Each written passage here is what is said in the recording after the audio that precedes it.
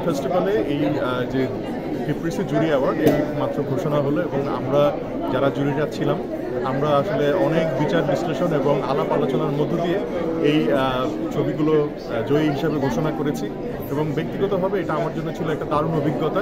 এই অভিজ্ঞতার মধ্য দিয়ে আসলে আমাদের মধ্যে যারা আন্তর্জাতিক বিচারকরা রয়েছেন তাদের যে চলচ্চিত্র চিন্তা সেটা আমরা লেনদেন করেছি এবং আদান প্রদান হয়েছে এবং এটা একটা আমি বলবো সব মিলে দারুণ অভিজ্ঞতা। این جایزه از بابت‌های زیادی برای من ارزش داره، یکی که بزرگان تاریخ سینما یک بار به دست آوردن و من خیلی خوششانس بودم که مثلا من هم بهش دست پیدا کنم.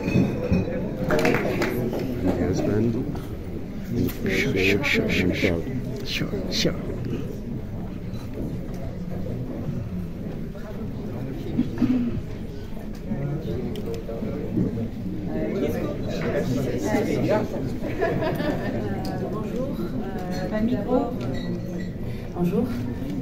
Tout d'abord, j'aimerais dire à quel point ce prix me touche. C'est la première fois que...